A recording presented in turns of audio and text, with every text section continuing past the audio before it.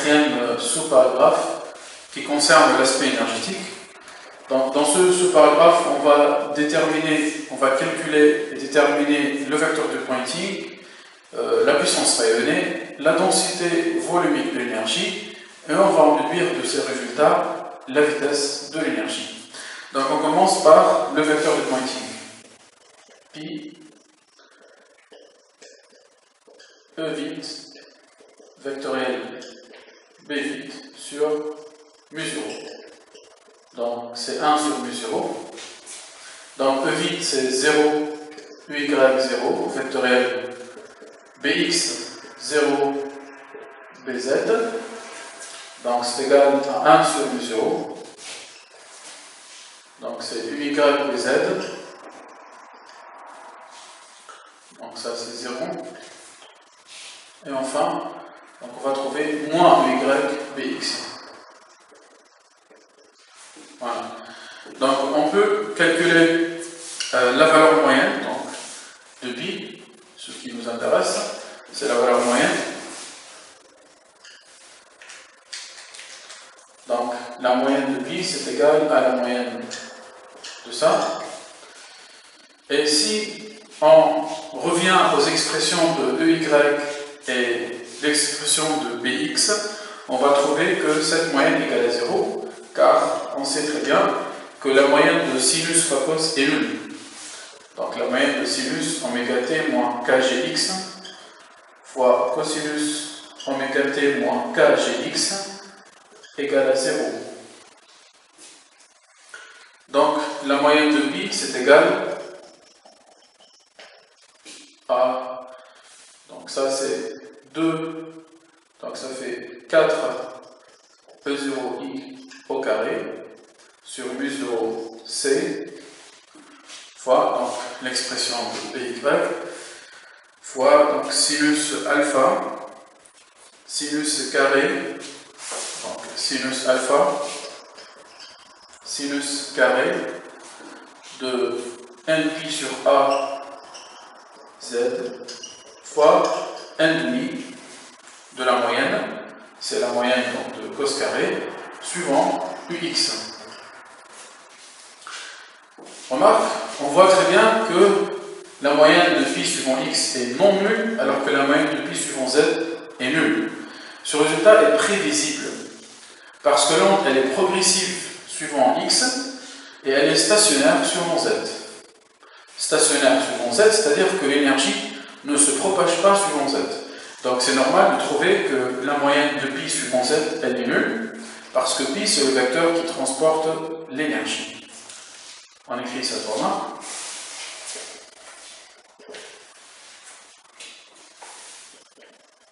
C'est prévisible de trouver la moyenne de pi suivant x différent de 0 et la moyenne de pi suivant z égale à 0, car l'onde est progressive suivant x alors qu'elle est stationnaire suivant z. On a dit qu'elle présente une structure qui est hybride. Ensuite, on va passer au calcul de la puissance rayonnée moyenne. Donc la puissance rayonnée, on sait très bien que c'est le flux de vecteurs de Poynting à travers une surface donnée. Donc on va choisir la surface qui est la section de guide. Donc c'est une surface qui est rectangulaire. Donc c'est cette section.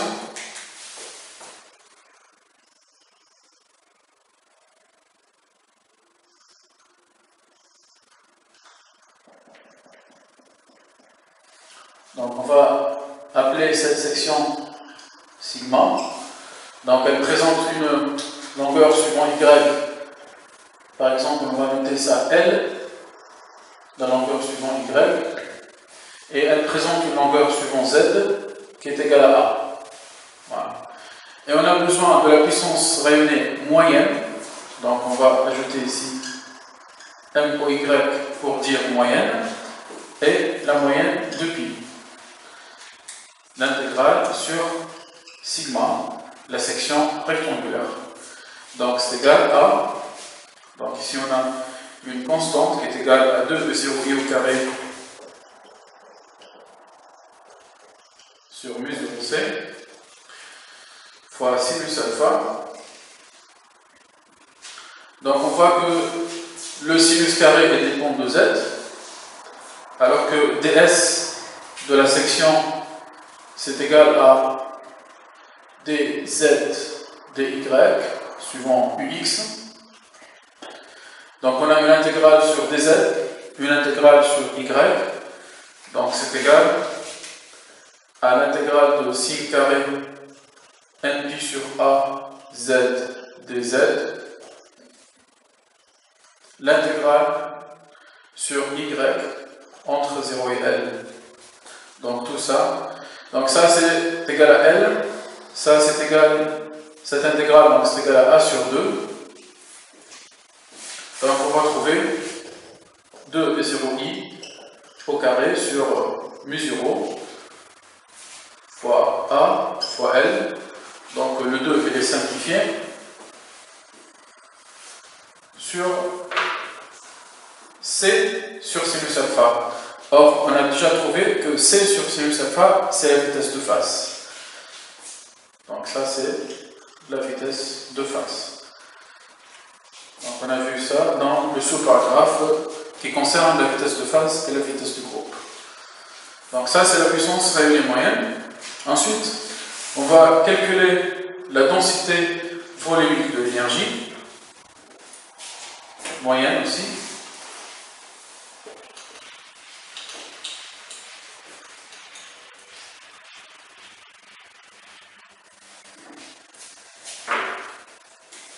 Donc la densité volumique de l'énergie, donc c'est epsilon 0 y au carré sur 2 plus bx au carré sur 2 mu 0 plus bz au carré sur 2 mu 0. Donc c'est égal à epsilon 0 sur 2 fois, donc y au carré c'est 4 e0 i au carré fois la moyenne, donc c'est 1,5 fois sin carré, donc sin carré de npi sur a z fois la moyenne qui est égale à 1,5. Donc la moyenne de sin carré plus, donc la moyenne de bx au carré, donc c'est 4 e0 au carré sur 2 mu 0c au carré fois cos carré alpha fois cos carré npi sur a z fois 1,5 de la moyenne plus 4, donc la moyenne de bz au carré plus 4 e0 i au carré sur 2 mu 0c au carré fois sin carré alpha fois sin carré npi sur a z fois 1,5 de la moyenne. Pardon. Donc on peut faire sortir en facteur le epsilon 0 e0 carré, parce que ça, mu 0 fois c carré, donc on peut l'écrire epsilon 0 en numérateur, et on a le 2 avec le 2, donc sera simplifié avec le 4 dans tous les termes. Donc epsilon 0 e0 et au carré sera en facteur, avec ici on a donc sin carré npi sur a z.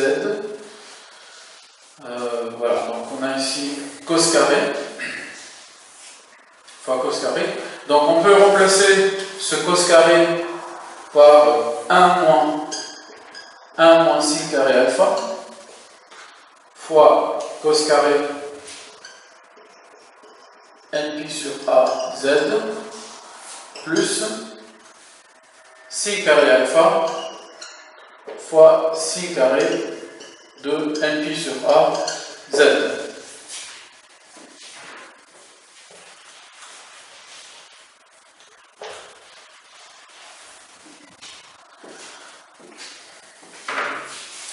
Donc si on développe ici,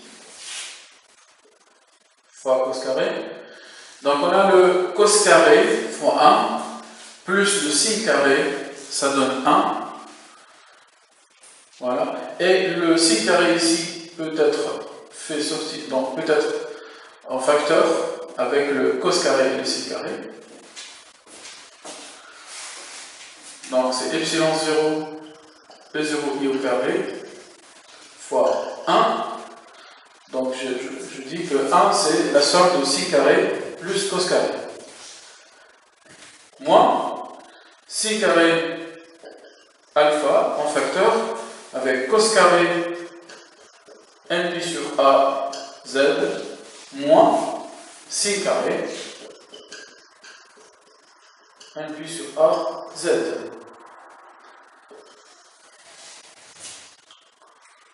Donc on voit ici qu'on a la forme de cos carré x moins sin carré x.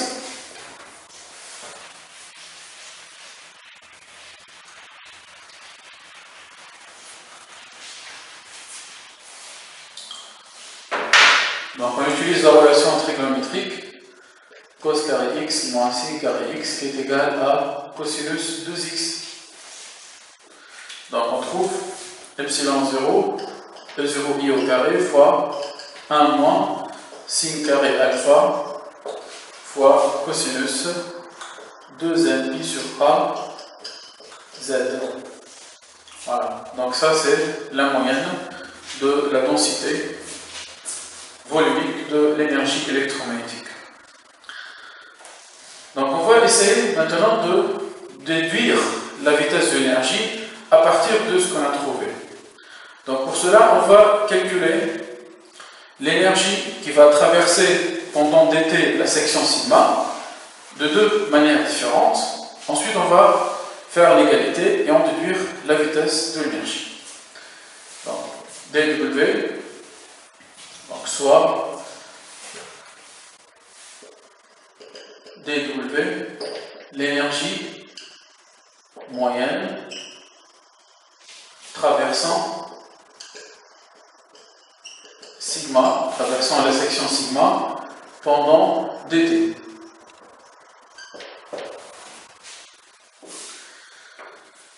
Donc cette énergie peut être exprimée de deux manières. Donc dw peut être exprimée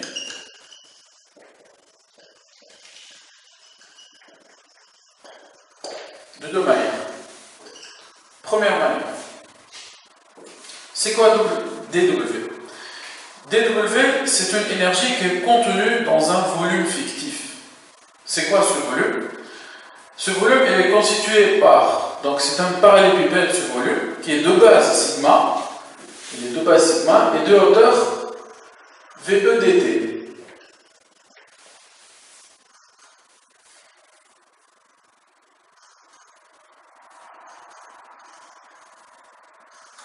Voilà. Donc ce volume parallélépipédique qui est de base sigma et de hauteur VE dt. Avec VE, c'est la vitesse de l'énergie. Donc dW, c'est l'énergie contenue dans le volume qu'on va noter dV est égal à sigma fois la hauteur VE dt. Donc OVE, c'est la vitesse de l'énergie qui est le but de notre calcul. Donc on est en train de chercher la vitesse de l'énergie. Donc dW, c'est l'intégrale triple, l'intégrale volumique de la densité volumique de l'énergie sur le volume dV. Sur le volume dV. Bon, ça peut paraître bizarre d'avoir une triple intégrale et une différentielle ici, mais je rappelle que cette différentielle, elle rappelle une différentielle sur le temps. D'accord? Donc ici on a noté dW parce qu'on a ici un dt. D'accord? Donc c'est une différentielle sur le temps, c'est pas une différentielle sur l'espace. Donc on va intégrer ici sur l'espace, sur le volume dV. Aussi, donc la notation dV, elle rappelle toujours la différentielle dt sur le temps. D'accord? Donc on a trouvé cette densité volumique d'énergie, qui est celle-ci. Donc dW, c'est égal à quoi? Donc tout d'abord, c'est quoi des taux? Donc des taux, c'est un volume élémentaire dans la base cartésienne, donc c'est dx, dy, dz. Donc on va intégrer sur trois variables. Donc dans cette expression, on voit que la densité de l'énergie, elle dépend de z. Donc on a une constante epsilon 0 i au carré.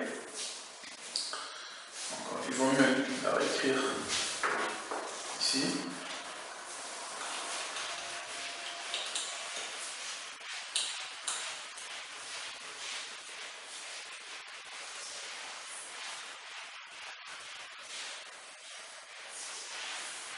Voilà. Donc, on a dW égale. Donc on a une constante epsilon 0 au carré. Donc on a une intégrale sur z. Donc c'est l'intégrale de 1 moins sin carré alpha fois cosinus de pi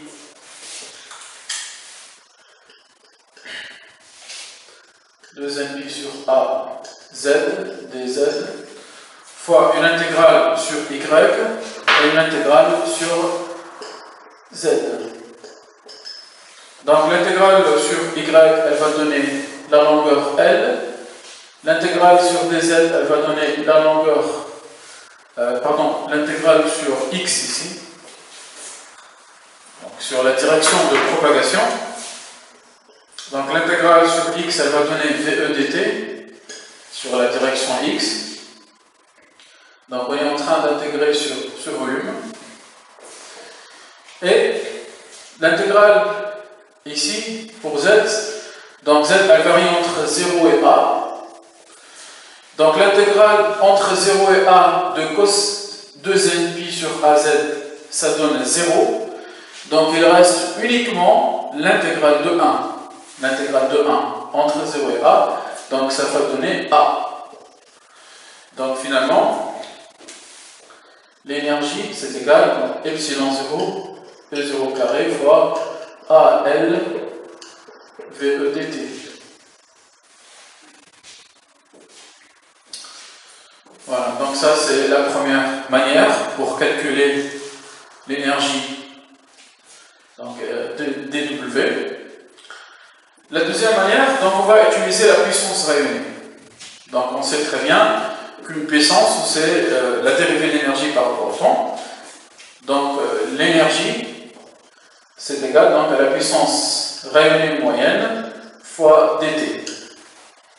Or, on a trouvé pour la puissance l'expression E0i au carré sur mu0 fois la vitesse de phase fois AL. Donc ça, c'est le deuxième résultat pour l'énergie dW. Donc on peut écrire l'égalité entre ces deux expressions. Donc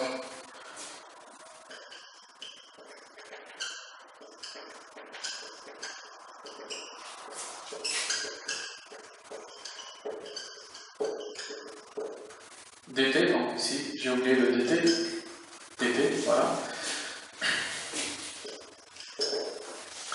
Donc on peut faire quelques simplifications.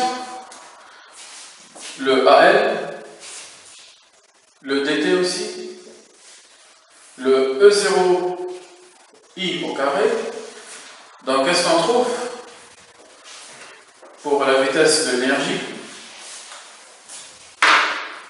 Donc on trouve VE égale, donc c'est 1 sur mu0 epsilon 0 vitesse de phase, donc c'est égal à c carré sur la vitesse de phase.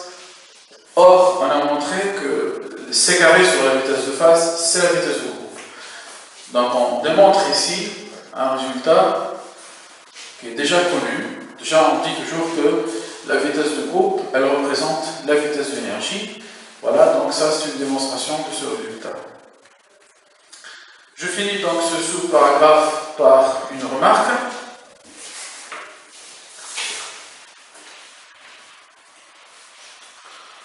Donc, dans toute l'étude qu'on a déjà faite, on a considéré des parois de guide qui sont des métaux parfaits. Mais en réalité, il n'y a pas de métaux parfaits. Voilà. En réalité, les métaux sont des conducteurs réels.